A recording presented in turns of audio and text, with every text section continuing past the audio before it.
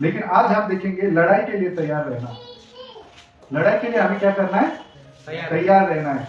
अगर युद्ध चल रहा है, आर्मी लोग ऊपर से आसमान से जो फाइटर प्लेन से बॉम्ब गोले बारूद गिर रहे, उस समय आर्मी लोग अपने बुलेट प्रूफ जैकेट हेलमेट तभी पहनेंगे, कैसा रहेगा? मर सकते हैं ना, वो तैयार नहीं है, वो हार सकते हैं। जब ऊपर से गोले बारूद गिरते तभी आर्मी लोग क्या करते हैं? वो फटाफट जाके अपने जेट प्लेन में जाके बैठते हैं ना, जो उनका फाइटर प्लेन है उसमें जाके वो भाग भाग के वो ऑलरेडी क्या रहते? रेडी रहते, तैयार रहते पहले से।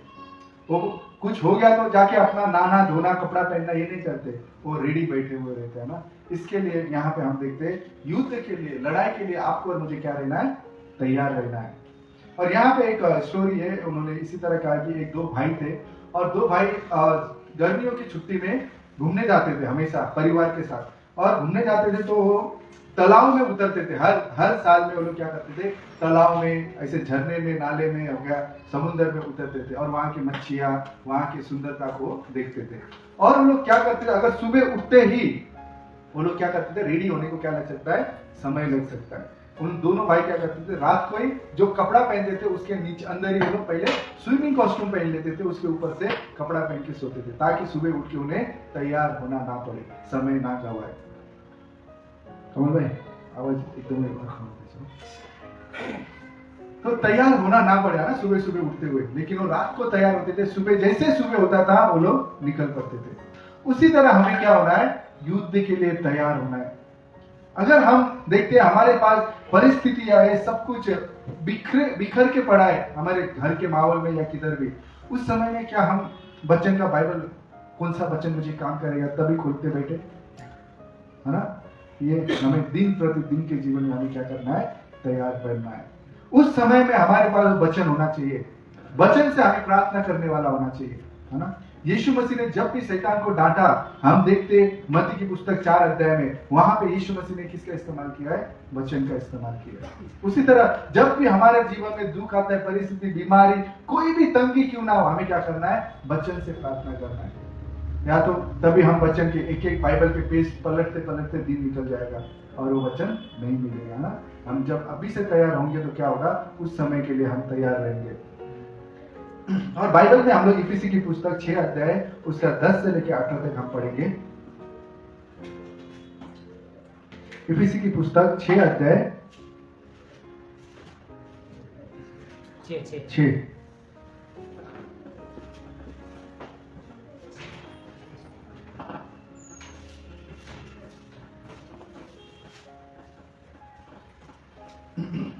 यहाँ पे वचन इस तरह कहता है, इसलिए प्रभु में और उसकी शक्ति के प्रभाव में बलवंत बनो और परमेश्वर के सारे हथियार बांध लो कि तुम शैतान की युक्तियों के सामने खड़े रह सको, क्योंकि हमारा यह मलयुद्ध मांस से नहीं परंतु प्रधानों से और अधिकारियों से और इस संसार के अंधकार के हाकिमों से है और उस दुष्टता की आत्मिक सेनाओं से है जो आकाश में है।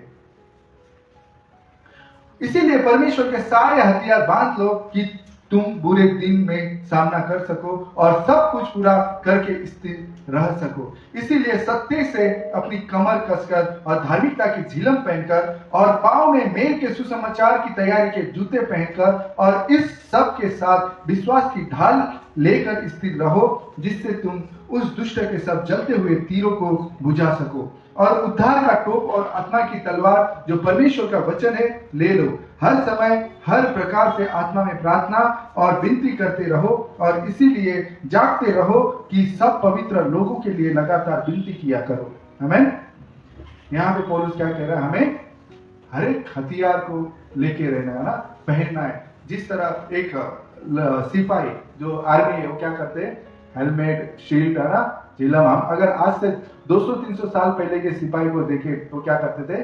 पूरी तरह अपने आप को ढक के रखते थे, कहीं से भी उनको गोली या तीर लगे तो उनको प्रोटेक्ट करता था। उसी तरह हमें वचन से क्या होना है? सुसज्जित होना है ना। वचन से पूरी तरीके से हमें अपने आप को कवर करके रखना है।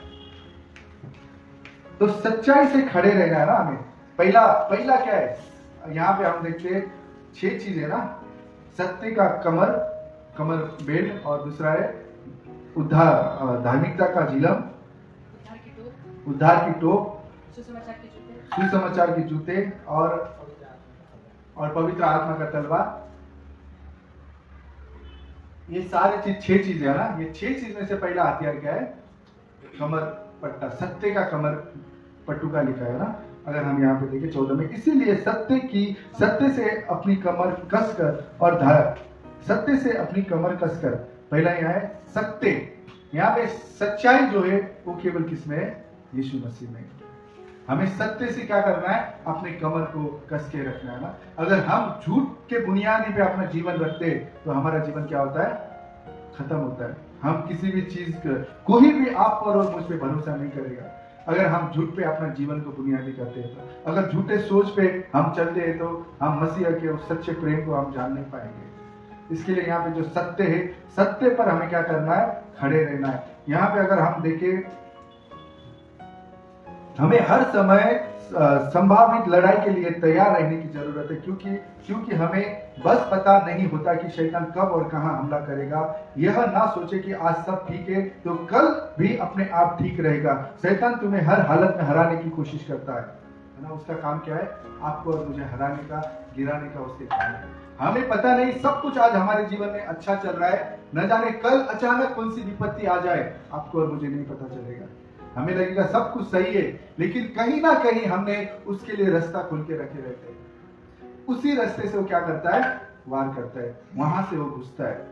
और ये हमलों के क्षण हर समय में हर व्यक्ति पर आते हैं, है ना। जो शैतान के हमले हर व्यक्ति में आएंगे, हर चीज का झूठ लोगों के पास वो भेजेगा, क्योंकि शैतान कौन है? झूठ का पिता। बाइबल क्या कहता है? शैतान झूठ का पिता है, वो चोर है, वो चोरी करता है और लूटता है और मारता है और लोगों को नष्ट करने के लिए वो आता है। तो इसके लिए आपका और मेरा विश्वास सत्य पे होना चाहिए, है ना। जो यहाँ पे जो सत्य का कमर है, यहाँ पे अगर बाइबल में हम देखें, जितने भी धार्मिकता की चीजें वो पेट के ऊपर के हिस्से को दिखाया है ना। उद्धार का टोप, धार्मिकता का झिलम, है ना, विश्वास का ढाल और पवित्र आत्मा का तलवार। ये 4 चीज हम क्या देखते हैं? पेट के ऊपर। और सत्य का जो बेल्ट है कमर पट्टू का है, वो क्या है? पेट के निचले हिस्से में। और सुसमाचार, मेल के सुसमाचार के जूते भी हम पेट के नीचे के हिस्से में हम देखते हैं ना। लेकिन 4 चीज जो धार्मिकता की चीजें वो हमारे पेट के ऊपरी भाग में हम देखते हैं। और यहाँ पे अगर हम देखें कि हर व्यक्ति के जीवन में बुरे दिन आते हैं, है ना। कोई ऐसा नहीं है कि किसी के पास जन्म लेते ही मरने तक सब कुछ अच्छा हो, कोई इंसान के पास नहीं। हर एक इंसान के जीवन में सुख दुख सुख का ये चक्र चलते रहता है। कभी भी वो हमेशा खुशी आनंद, किसी चीज की कमी नहीं, किसी चीज का बीमारी नहीं, ऐसा किसी के साथ हुआ होगा ऐसा हम नहीं देखते, है ना। ये हर एक इंसान के साथ दुख सुख का घड़ी, बुराई का वक्त हर एक के पास आता है। आज अच्छा चल रहा है, हो सकता है कल आने वाले दिनों में बुरा वक्त होगा। तो इसके लिए हम देखते हैं कि परमेश्वर की पूरी कवच हमें पहनना है, पूरे कवच को, ताकि जितने भी बुरे दिन, बुरे समय, बुरा वक्त, बुरी हालत, बुरी परिस्थिति क्यों ना हो, हमें अगर वो हथियार हमारे पास है तो हम उसमें क्या हो सकते हैं? स्थिर खड़े हो सकते हैं। नहीं तो क्या होता है? बुरा समय चल रहा है तो लोग परमेश्वर से मुंह मोड़ सकते हैं, क्योंकि वो पूरी तरीके से कवच में नहीं है, पूरी तरीके से परमेश्वर के हथियार को पहने हुए नहीं है, पूरी तरीके से वो लोग परमेश्वर के साथ के संबंध में नहीं है। इसके लिए हमें हमारे हर एक चीजों में हमें मजबूत खड़े रहने के लिए क्या करना है? उन हथियारों को पहनना है। यहाँ पे पौलुस ने क्यों ये कहा कि जो सिपाही लोगों को जो चीज है लगते हैं, सिपाही है ना, जो आर्मी लोग है, वो लोग टोपी पहनते हैं ना ताकि उनका सर प्रोटेक्ट हो। उन लोग झिलम पहनते हैं ताकि आगे से तीर या गोली कोई भी चीज उन्हें ना लगे। और लोग ढाल का इस्तेमाल करते ताकि आगे से तीर आए या कोई छुरी से मारे तो उस ढाल से उसे रोक सके, है ना। और भाला का इस्तेमाल करते ताकि लड़ने के लिए। ये सारा चीज क्यों पौलुस ने एक सोल्जर के साथ उसने मेल किया, है ना। ये क्या उस समय रोमन सिपाही लोग थे, इसके लिए पौलुस ने ये किया, या तो ये पहले से परमेश्वर इसी चीज पे ये फोकस कर रहे थे ना। अगर हम देखें यशायाह की पुस्तक 5 अध्याय में, वहां पे अगर हम देखें तो यशायाह की पुस्तक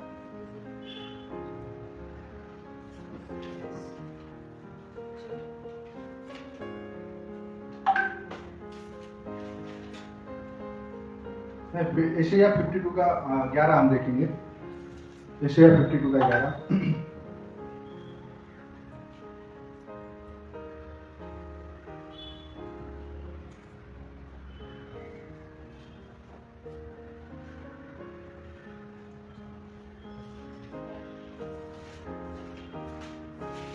अगर किसी को मिला तो आप पढ़ सकते हो यशायाह 52 का 12। दूर हो, दूर वहां से निकल जाओ, कोई अशुद्ध वस्तु मत छुओ, उसके बीच से निकल जाओ। 11 पढ़ना, यशायाह 52 का 11। हाँ वही है 11 में दूर हो, दूर वहां से निकल जाओ, जो कोई अशुद्ध वस्तु मत छुओ, उनके बीच से निकल जाओ। हे यहोवा के पत्रों को ढूंढने वाले, अपने को शुद्ध करो। 5 का क्या है? 8 निकल दो, यशायाह 5 का 8। मैं वचन लिखना भूल गया जरा, मेरा फोन दो ना।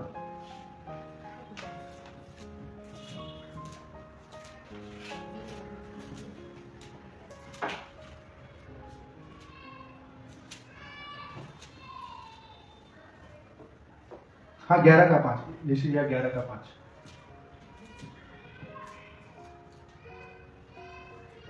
यशायाह 11 का 5। हम यहाँ पे देखते हैं उसकी कटी का फेटा धर्म और उसकी कमर का फेटा सच्चाई होगी, है ना। हम पुराने नियम में भी जो कमर बेल्ट है ना, जो बेल्ट है उसको एक सत्य पर आधारित पर रखा गया है ना कि हम रोमन सोल्जर थे तभी उनका उस तरीके का रवैया था, उसको देखते हुए पौलुस ने नहीं लिखा है ना। अगर हम देखें ये सारा चीज बाइबल में पहले से परमेश्वर उन चिन्हों को उन्होंने रख के रखा था। कई बार हम देखते कि रोमन सोल्जर उस तरीके के पहनावे में थे, इसके लिए पौलुस ने उनको चित्रित करते हुए ये सब लिखाए गए थे। अगर हम देखें ये 700-800 साल पहले का ये पुस्तक है, उसमें भी हम सत्य का पट्टे के विषय में पाते हैं ना, धार्मिकता के विषय में पाते हैं। ये चीज है कि हम देखते हैं कि पौलुस द्वारा वर्णित कवच के जो भी टुकड़े हैं रोमन सैनिक पहने हुए कवच जैसे है। अगर हम आध्यात्मिक दृष्टिकोण से देखें या तो साफ होता है ये वचन, ये कवच यीशु मसीह के प्राकृतिक और स्वरूप का प्रतीक है। हमें आत्मा के द्वारा यीशु मसीह की धार्मिकता और शक्ति को पहनना है। हमारे पास यह क्षमता है कि हम यीशु के उन गुणों को पहन ले, क्योंकि हमने अपने विश्वास को उसके ऊपर रखा है। वह हमारे भीतर पवित्र आत्मा की शक्ति से वास करता है और हमें जितने वाले बनाने के अधिकार उसने दिया है। रोमी की पुस्तक 8 के 37 में हम पढ़ेंगे, पवित्र आत्मा के उपस्थिति से हम क्या है, विजय से बढ़कर है ना। हमें जब पवित्र आत्मा दिया है, रोमी का पुस्तक 8 का 37, पवित्र आत्मा की मदद से हम जयवंत से क्या है, बढ़कर है।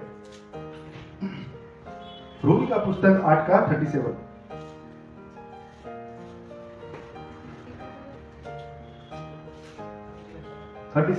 रोमी हाँ पढ़ा। परंतु इन सब बातों में हम उसके द्वारा जिसने हमसे प्रेम किया है जयवंत से भी बढ़कर है। हमें परमेश्वर ने हमसे प्रेम करने के कारण, पवित्र आत्मा हम में निवास करने के कारण आप और मैं क्या है, जयवंत से भी बढ़कर है। इसके लिए हमें सत्य का कमर पट्टा बांध के रहना चाहिए ना। हमारा जो विश्वास है झूठ पर कभी भी टिका हुआ नहीं होना चाहिए, इधर उधर की बातों पर टिका हुआ नहीं होना चाहिए। हम परमेश्वर पे विश्वास करते हैं तो केवल इस बाइबल पर आधारित होना चाहिए। कहीं का बार हम बोलते अरे उस भविष्यवक्ता ने, उस प्रोफेट ने, उस परमेश्वर के दास ने मेरे बारे में कहा, इसके लिए मैं विश्वास करता हूँ, नहीं, है ना। ये क्या है, एक झूठ पर आधारित है। हम कई बार वो दास हमारे लिए उल्टा बोलते तो हमारा विश्वास मर जाएगा, लेकिन हमारा विश्वास सत्य पे होना चाहिए। केवल सत्य हम इस बाइबल पे पाते हैं, और वो सत्य कौन है, यीशु मसीह। अगर तुम सत्य को जानोगे तो तुम्हें सत्य क्या करेगा, आजाद करेगा, है ना। उस सत्य को हमें जानना है, वो सत्य कौन है, यीशु मसीह है। और हम देखें जो हमारा पट्टा है ना, पहला हम देखते कि जो ब्रेसलेट बोलते हैं ना, जो छाती पाटा और जो सत्य का कमर पर, सबसे पहला हमें सत्य से अपनी कमर कसना क्यों कहा है ना। रोमी के ये इफिसी 6 के 14 में अगर हम यहाँ पे देखें, रोमन सिपाही लोग क्या करते थे, एक बड़ा ऊपर से कपड़ा पहनते थे ना, लाल कलर का, यहाँ तक का उनका ऊपर का ट्यूनिंग कुछ तो होता था, और उसके ऊपर वो क्या करते थे, पट्टा पहनते थे। और वो पट्टा उनका यहाँ से लेके यहाँ तक, ये पूरा पेट को कवर करता था, चौड़ा होता था। और उस पट्टे में वो लोग क्या करते थे, भाले, छुरी और हर एक चीज, बंदूक के गोली हो गए, वो सारे यहाँ पे लटका के रखते थे। और जो ये पेट है, इस पेट को क्या करता था, वो पट्टा सुरक्षित रखता था। और अगर सामने से कोई तीर आ गया, वो चमड़े का पट्टा होता था ना, वो तीर में उस पट्टे के कारण उसका पेट बचता था। अगर युद्ध करते समय उनके पेट में वो छुरी लग गया, तो अगर पट्टा नहीं है तो क्या हो सकता है, पेट को फाड़ दे सकता है वो छुरी, तीर, कुछ भी। इसके लिए वो सत्य वो पट्टा क्या करता था, पूरे पेट को कवर करके रखता था। और इस पेट के अंदर क्या है ना, पेट के अंदर क्या है, अगर हम देखें इस पेट के अंदर पाचन करता है ना, डाइजेशन सिस्टम है ना, जो भी हम खाते हैं उसे वो पचाता है और उस चीज को बाहर निकालता है पचाने के बाद। और इस पेट के अंदर हम देखें जनने का सामर्थ्य है ना, ये पेट के अंदर अगर स्त्रियां देखें तो बच्चे को जन्म देती है ना, ये पेट में ये चीज है। अगर जन्म देने के विषय में हम देखें तो जन्म किस किस चीज को देता है, सोच विचार है ना, संबंध को जन्म देता है, सेवकाई को जन्म देता है, एक व्यवहार को, एक बिजनेस को जन्म देता है। अगर ये जन्म किसी भी चीज को देता है तो ये किससे जुड़ा होता है, सत्य से जुड़ा होता है।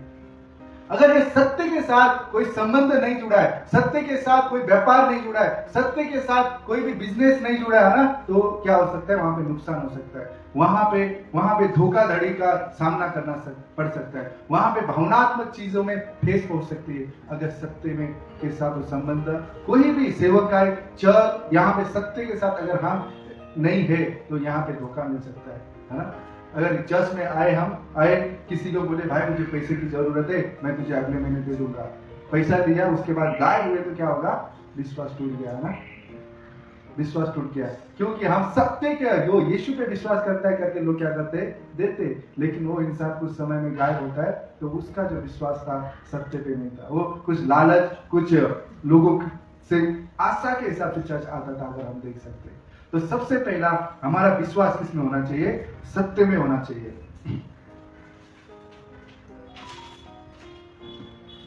और यहाँ पे हम देखते हैं कि जो प्रलोभन या बुराई का दृढ़ता से विरोध करने में हमारे पास पहला कवच कौन सा है, सत्य की कमरबंद है ना। सबसे पहला कवच सत्य से, अगर आप और मैं सत्य में खड़े हैं, कोई भी इंसान आके आप और मेरे विश्वास को डगमगा नहीं सकता। नहीं तो कोई आएगा, अरे भाई कोरिया में यीशु मसीह आ गया है और वहां का जल तुम पियो, माता मरियम आएगी तुम्हें लेने के लिए। अगर हमारा विश्वास सत्य पे नहीं है तो क्या होगा, हम वहां पे डगमगा सकते हैं। हमें लगेगा परमेश्वर है, सभी क्रिश्चियन है, सभी एक जैसे करके हम वहां जाने लगेंगे, लेकिन उनका विश्वास क्या है, झूठ पर है। हमें जो है शैतान, यहाँ पे मसीहा में क्या किया, उसने एक गुटबंदी बना दिया है। लोग मसीहा जैसे लगते, लोग यीशु मसीह के नाम से आते, लेकिन वो आपको और मुझे नरक ले जाने वाले हैं। क्योंकि जब तक हम बाइबल के यीशु मसीह पर विश्वास नहीं करते, उसके सच्चाई पर हमारा विश्वास का आधार नहीं है, तब तक हम क्या है, दूसरे लोग हमें भरमा सकते हैं। अगर बाइबल के सत्य पर हमारा विश्वास नहीं है तो सबसे मुख्य पॉइंट क्या है, हमारा विश्वास सत्य पर होना चाहिए। और शरीर के वे कौन से अंग हैं जिन्हें जो पेट क्षेत्र में स्थिर होते हैं, पहला भोजन पाचन और दूसरा निकासन, और संबंधित अगर देखें तो दूसरा प्रजनन का अंग भी है। पौलुस इफिसियों को कहता है, तुम्हें यह जानना होगा कि अपने जीवन में क्या ग्रहण करना है और अपने जीवन से सोच विचार को किसको निकालना है। ये डिसीजन किसके हाथ में, कौन से चीजों को सुनना है और कौन से चीजों को हमें निकाल फेंकना है, ये आपके और मेरे हाथ में। हम कौन से लोगों के साथ उठ बैठ करते हैं, कौन से लोगों के साथ हमारा संबंध होता है, ये किसके, कौन डिसीजन लेगा, आप और मैं लेंगे, है ना। क्या हम अविश्वासी के साथ हमारा दोस्ती यारी ना करें, है ना, हम कर सकते हैं, लेकिन उस दोस्ती यारी में मसीहा बीच में होना चाहिए। जब भी हमें समय मिले उसको यीशु मसीह का सुसमाचार सुनाने वाला होना चाहिए, ना कि उसके साथ शादी करने वाला, ना कि उसके साथ संबंध बनाने वाला, ना कि उसके साथ एकदम खास रह के वो जिधर जाता है वहां जाने वाला। इस तरीके का दोस्ती यारी हमारा नहीं होना चाहिए। अगर हम दोस्ती यारी रखते तो सेंटर है ना, मध्य में कौन होना चाहिए, यीशु मसीह होना चाहिए। इसके लिए हमारा जो फोकस है सत्य पर, जो सत्य बोले यीशु मसीह। और यहाँ पे हम देखते हैं परमेश्वर के सत्य के अनुरूप है, यह इसके अनुरूप नहीं है ना। हम कहीं का बार कुछ चीज हमें दिखाई देगा सत्य जैसा दिखने वाला और कुछ सत्य नहीं है, लेकिन हमें उस झांसे में हम आ सकते हैं अगर हम इस वचन पे हम ज्यादा स्थिर नहीं है तो। इस वचन में हम वचन को अच्छे से नहीं जानते हैं तो लोग आपको और मुझे भरमा सकते हैं। जैसा दिखने वाला और डिटो, उसमें क्या होता है, कंफ्यूजन होता है। आज आप देखोगे दुनिया में ऐसे ऐसे प्रोडक्ट है जो ओरिजिनल का कॉपी हूबहू दिखता है ना। उसी तरह आज संसार में यीशु मसीह के कॉपी हूबहू दिखने वाले हैं, है ना। यीशु मसीह का नाम से लोग आते आपके दरवाजे पे आएंगे, लेकिन वो सच्चे परमेश्वर का सेवकाई करने वाले नहीं होंगे, उस सुसमाचार को प्रचार करने वाले नहीं होंगे। बीच में भाईंदर चर्च से हम लोग निकल रहे थे, बाहर ही यहोवा विटनेस वाले 2 औरत, वो भी नेपाली, हम लोग के गांव की, वो बात कर रहे, तो कुछ बातें बोल रहे थे। रोशनदास जी ने बोला तुम आ जाओ चर्च में, चर्च खत्म होने के बाद हम आपसे बातें करेंगे, है ना।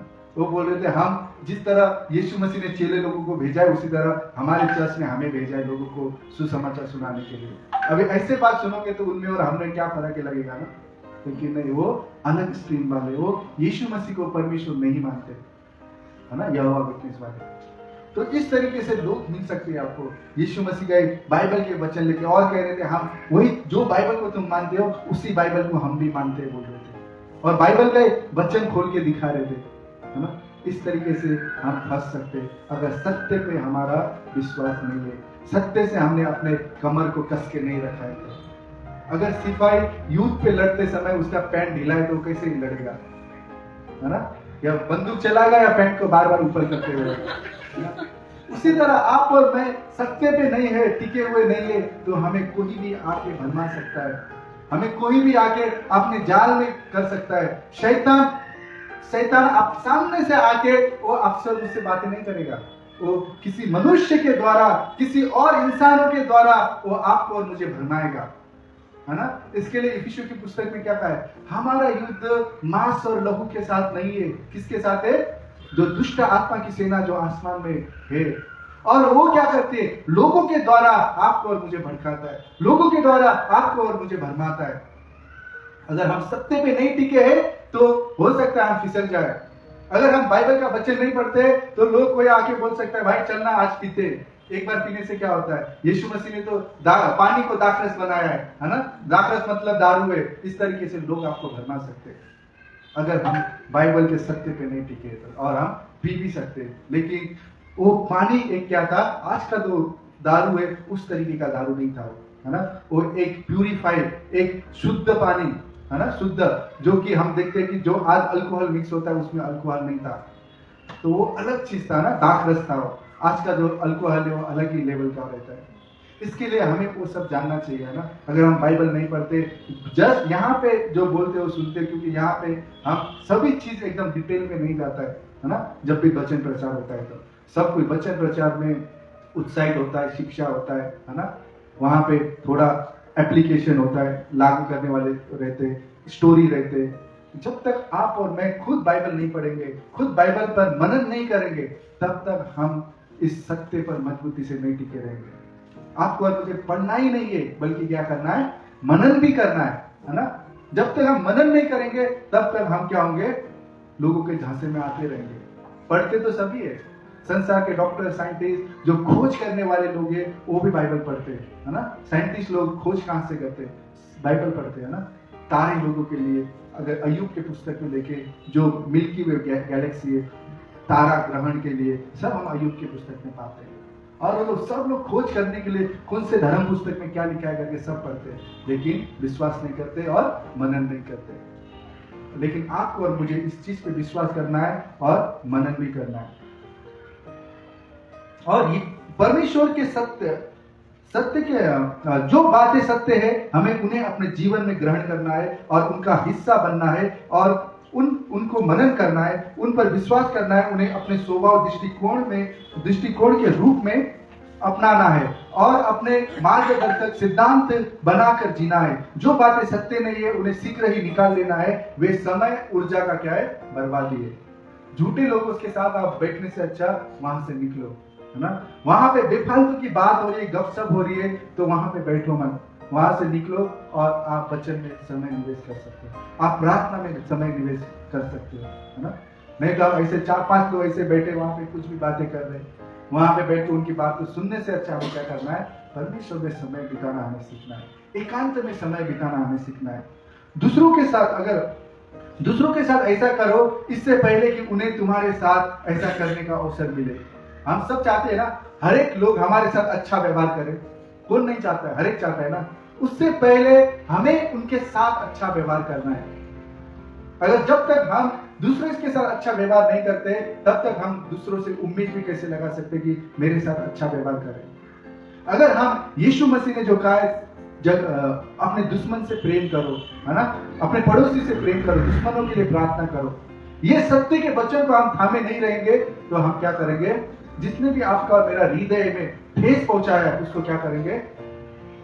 गाली देंगे, उसके साथ हमारा संबंध अच्छा नहीं रहेगा, उसके साथ झगड़ा करेंगे, क्योंकि हम वचन पे हमने निवेश ही नहीं किया है, वचन के साथ हम चल ही नहीं रहे। अगर वचन के साथ, सत्य के साथ हम चलेंगे तो आपका और मेरा संबंध क्या होगा? अच्छा बनते जाएगा, घर परिवार के साथ संबंध अच्छा बनते जाएगा। और कई लोग यहाँ पे हम देखे, शादी से पहले पति पत्नी, जब शादी होने से पहले उनका जीवन क्या था उनके बारे में उनको नहीं पता चलता है ना। वो पूरी तरीके से मैं कैसा हूं करके ना लड़की लड़के को बताती है, ना लड़का लड़की को बताती है। शादी होने के बाद, बच्चे होने के बाद कई साल पहले उसके आदतों को एक दूसरे को पता चलता है, तो वो क्या बोलते हैं? अरे सच में ये वही इंसान था जिसको मैं जानती थी? अरे नहीं, ये तो नहीं हो सकता ऐसा, जिसको मैं जानती थी वो ऐसा नहीं था, है ना। इस तरीके से रहस्य जब सामने आते तो क्या होता है? ठेस पहुंचता है ना, क्योंकि उसने पहले से झूठ पर बुनियाद अपने नींव को बना के रखा था। इसके लिए हमें हमेशा सत्य पर, जब भी किसी से कुछ बोलते हैं, सत्य बातें बोलना है। अगर हम झूठी बातें बोलते हैं, दूसरी बार मिला, उस झूठ को कवर अप करने के लिए कितने झूठ बोलने पड़ सकते हैं। किसी ने बोला हजेली पे एक और प्रिंसिपल से मिलता है और स्कूल के, और एक गाड़ी लेके आता है और बोलता है सर ये मेरे पापा ने गिफ्ट दी, है ना। तो दूसरी बार वही बंदा मिलता है दूसरा गाड़ी लेके और बोलता है सर ये मेरे मामा ने गिफ्ट दिया, मतलब झूठ पे झूठ। बाद में सर पूछता है कि एक दिन वो साइकिल चला रहा था, तेरे पास कार थी, किधर गए? तो वहां पे भी झूठ बोलता है, सर मेरे पापा का एक्सीडेंट हो गया, वो दूसरा गाड़ी दिया था, मामा ने लेके किधर छोड़ दिया। क्यों? एक सच को बताने के लिए उसने झूठ पे झूठ बोला। बाद में सर बोलता है ये इंसान इतना दिखावे का जीवन क्यों जी रहा है? बाद में पता चलता है कि वो इंसान गराज में काम करता था और गराज से गाड़ी लेके आता था, है ना। तो इस तरीके से झूठ क्यों बोलना है ना, वो अपने आप के स्टेटस को दिखाने के लिए वो बड़ा चढ़ा के बोल रहे। लेकिन जब असलियत सामने आती है तो क्या होता है? सर नाक जमीन में रगड़ने जैसा होता है ना, उसका सर जमीन से ऊपर उठ ही नहीं पाएगा जब सच्चाई सामने आता है। इसके लिए पहले ही हमें क्या करना है? सच पे हमें अपने कदम को जमाए रखना है। और सत्य की खोज और हमारा समर्पण, हमेशा हमें किसकी खोज करते रहना है? सत्य की खोज करना है। बाइबल में अगर हम पढ़े ये सच है बोल के इस पर विश्वास करना है ना। हमेशा बाइबल को थामे रहना है, हमेशा बाइबल में अपने जीवन को अर्पण करते रहना है, क्योंकि वचन क्या कहता है? यीशु आदि में कौन था? वचन था, वचन परमेश्वर था, और परमेश्वर के साथ कौन था? वचन था। इसके लिए हम जब भी बाइबल पढ़ते और उस चीज को परमेश्वर मुझसे बात करता है करके हमें थामे रहना है। सत्य की खोज के लिए हमारी ओर से सच्चे और गहरे समर्पण की आवश्यकता होती है। हमें जानबूझकर इरादे के साथ सत्य का पीछा करना है ना। जानबूझकर हमें बाइबल का पीछा करना है। कई बार लग सकता है अरे क्या बाइबल पढ़ने का, हमेशा कितने बार तो पढ़ लिया, अब भी समझ में नहीं आता है बोल के लोग बाइबल पढ़ते नहीं है। हमें जानबूझकर मुझे बाइबल पढ़ना है, बाइबल में जीवन है, बाइबल मुझे अच्छाई की ओर लेके जाएगा, बाइबल मुझे अनंत जीवन देगा, बाइबल मुझे आशीष देगी, बाइबल मुझे हर एक परिस्थितियों से किस तरह बाहर निकलना है उस चीज को बाइबल मुझे सिखाएगा। ये सारा चीज को हमें पीछा करना है बाइबल का, नहीं तो क्या होगा? हम दूसरे रास्ते पे चलते रहेंगे। एक वचन है मत्ती की पुस्तक में 2 मार्ग के विषय में बताया ना। सकरा है वो मार्ग जो जीवन की ओर जाता है, और चौड़ा है वो मार्ग जो विनाश की ओर जाता है। आपको और मुझे चौड़े रास्ते पे नहीं चलना है, आपको और मुझे सकरे मार्ग में चलना है ना। वहां पे बलिदान देना पड़ सकता है, वहां पे दुख उठाना पड़ सकता है, वहां पे बोझ उठा के चलना पड़ सकता है, वहां पे आपकी मन चाहने वाली चीजों को भी मार के चलना पड़ सकता है। तभी हमें जीवन का वो अनंत का आशीष मिलेगा। हर एक चीज खाए, हर एक चीज पिए तो क्या होगा? हम बलिदान का जीवन नहीं जी रहे। जो दो जहां जा रहा है उसके पीछे पीछे जाए तो क्या होगा? हम बलिदान का जीवन नहीं जी रहे, हम यीशु मसीह की गवाही का जीवन नहीं जी रहे। कई बार हम देखते अरे इतना साल में परमेश्वर में आ गया, मेरा जीवन नहीं बदला बोलते है ना। जो मैं पहले था अभी भी उसी तरह का मेरा जीवन है बोलते, पर उनका जीवन क्यों नहीं बदलता? क्योंकि वो लोग परमेश्वर के पास नहीं जाते। परमेश्वर चाहता है कि लोग मेरे पास आए, लोग नहीं जाते। लोग बोलते हैं दूर से परमेश्वर मुझे अच्छा कर दे, है ना। रास्ते पे लोगों को देखते तो हेलो करते, हाय करते, स्माइल देते, उसी तरह लोगों का परमेश्वर के साथ संबंध है।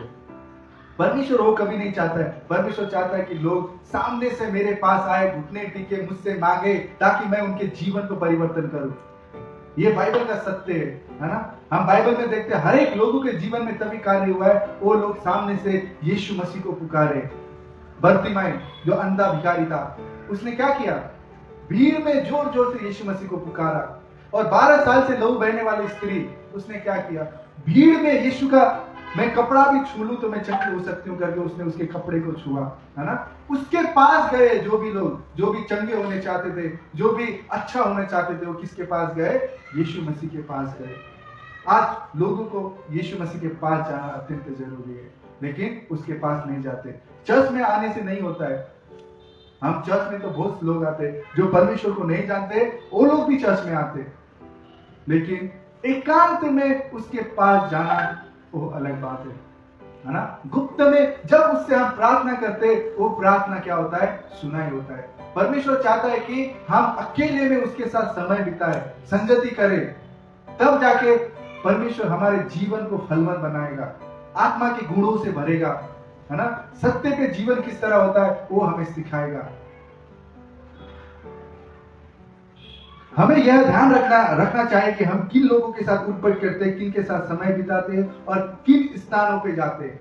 ये बहुत जरूरी है ना, किन के साथ हम क्या करते हैं, कैसे लोग हमारे आजू बाजू में रहते हैं, इस पे ध्यान देना है हमें लगातार यह चुनाव करना चाहिए कि हम अपने जीवन में केवल वही स्वीकार करें जो परमेश्वर की ओर से उत्तम है, और उन्हीं लोगों के साथ संगति रखें जो पूरे मन, बुद्धि और आत्मा से प्रभु का अनुसरण करते हैं।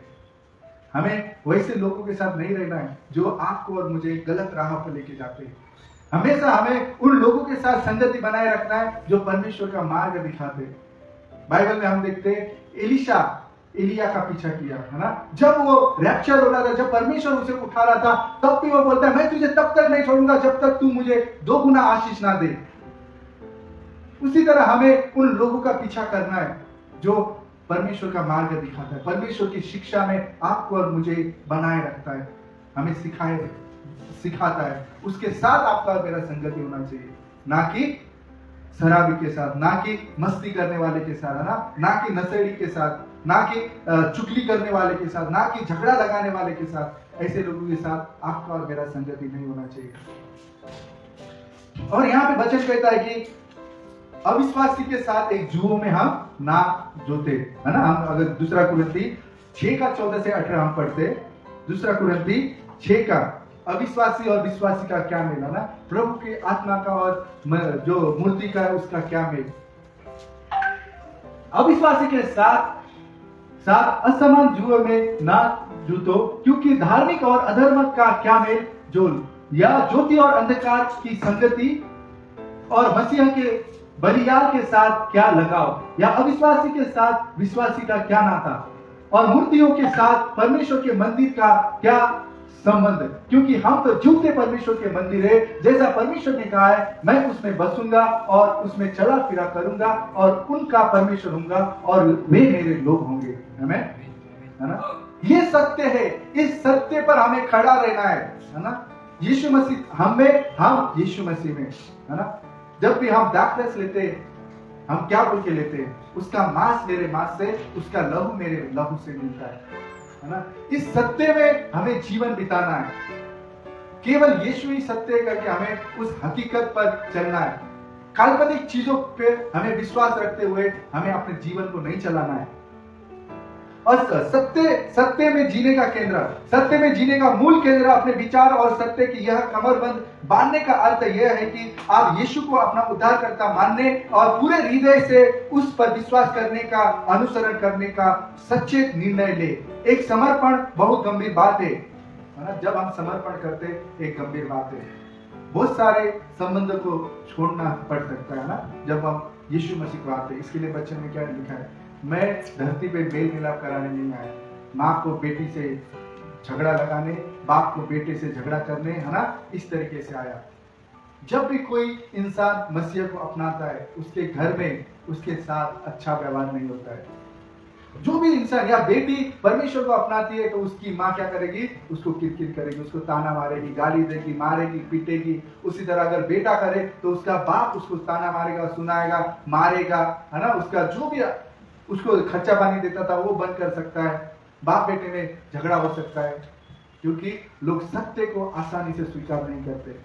जो कोई करता है उसके लिए बलिदान है। समर्पण क्या है? एक बलिदान है, बहुत बड़ा बलिदान है। और हर एक परिस्थिति में यीशु को अपने जीवन का प्रभु मानकर उसका अनुसरण करना। आप जानते हो कि परमेश्वर का प्रेम क्या है? बिना शर्त का है ना। इस पे हमें विश्वास करना, ये सत्य है। परमेश्वर का प्रेम क्या है? बिना शर्त का है। और आप और मैं अनंत काल के लिए क्या है? सुरक्षित है, ये भी सत्य है। और अपने कामों से नहीं बल्कि प्रभु यीशु के अनुग्रह से आपको और मुझे उद्धार मिला है, ये भी सत्य है। इन बातों पर हमारा विश्वास बना रहना चाहिए, है ना। यीशु मसीह ने आपके और मेरे पाप का बलिदान दिया, ये क्या है? सत्य है। पवित्र आत्मा परमेश्वर आपके और मेरे हृदय में है, ये क्या है? सत्य है। कई लोग बोलेंगे तुम पुकारो पवित्र आत्मा आएगा फिर छोड़ के जाएगा, ये क्या है? सत्य नहीं है। वो जब तक हम इस धरती पे उठाए नहीं जाते तब तक पवित्र आत्मा परमेश्वर आपके और मेरे हृदय में है। वो कभी हमें ना छोड़ेंगे ना त्यागेंगे। वचन क्या कहता है? पृथ्वी के अंत तक ना तो मैं तुम्हें छोड़ूंगा ना तो कभी त्यागूंगा। इसके लिए वो सदा हमारे साथ है। इस सत्य पर हमें कमर को एकदम कस के बांध के रहना है। और आत्मिक युद्ध,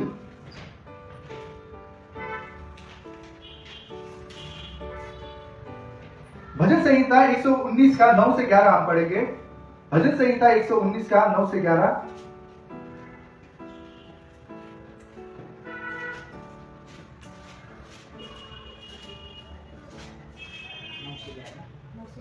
हाँ। जवान अपनी चाल चलन की उपाय से शुद्ध रखे, तेरे वचन के अनुसार सावधान रहने से मैंने पूरे मन से तेरी खोज में लगा हूं। मुझे तेरी आज्ञाओं की बाट से भटकने ना दे। मैंने तेरे वचन को अपने हृदय में रख छोड़ा है कि तेरे विरुद्ध पाप ना करूं। हमें कभी भी परमेश्वर के विरुद्ध हमें पाप नहीं करना है, तो उसके वचन हमारे हृदय में होना जरूरी है। जब तक परमेश्वर के वचन आपके और मेरे पास नहीं है तो हम हर समय पाप कर सकते हैं। ये वचन आपको और मुझे शुद्ध करते, ये वचन आपको और मुझे उस पाप से बचने के लिए सामर्थ्य देते।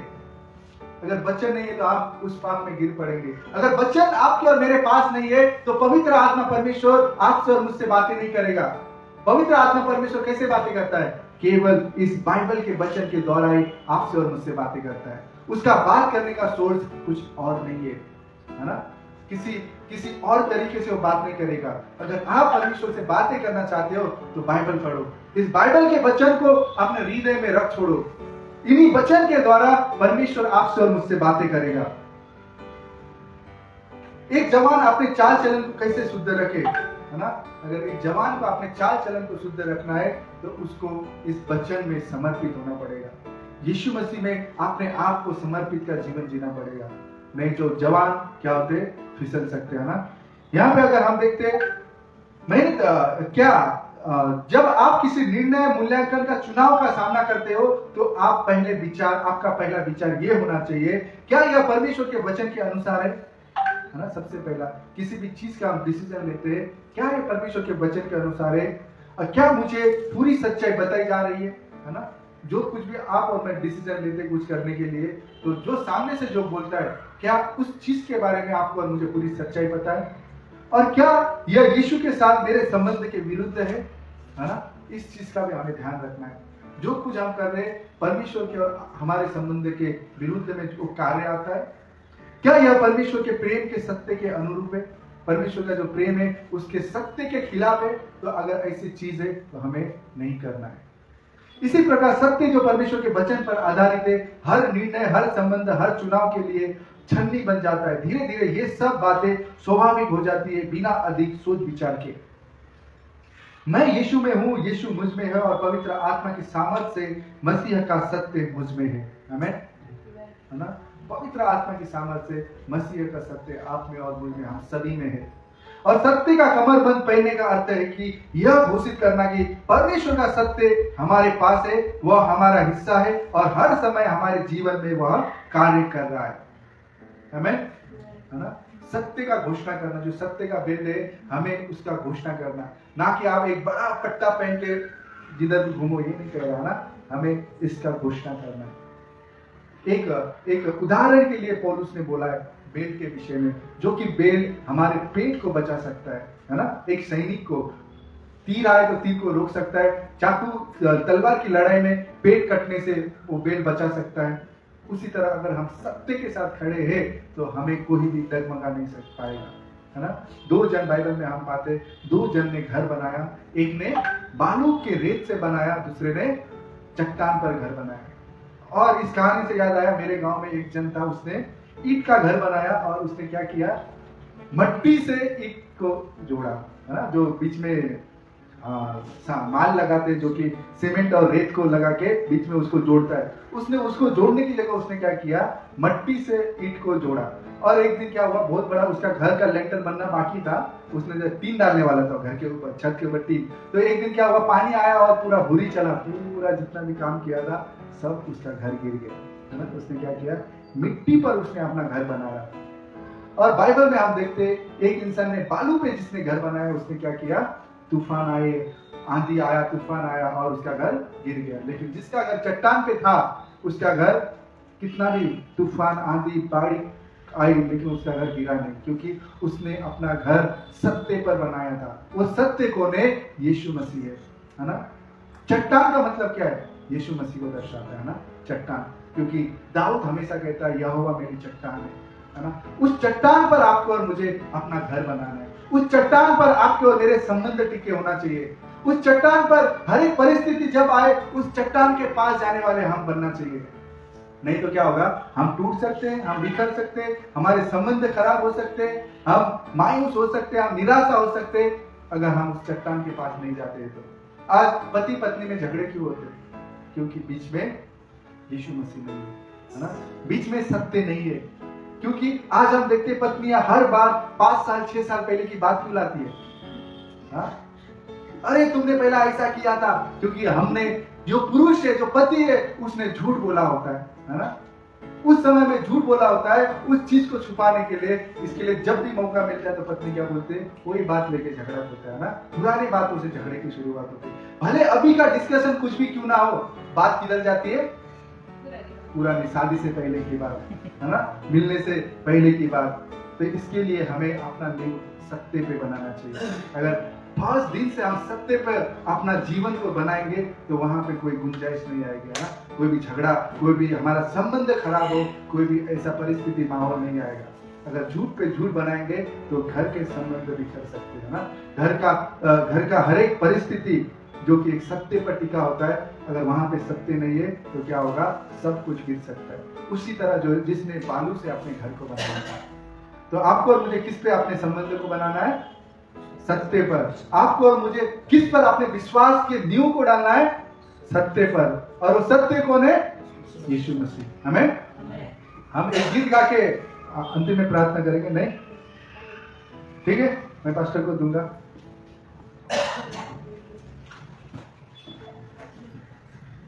ओके, सत्य है,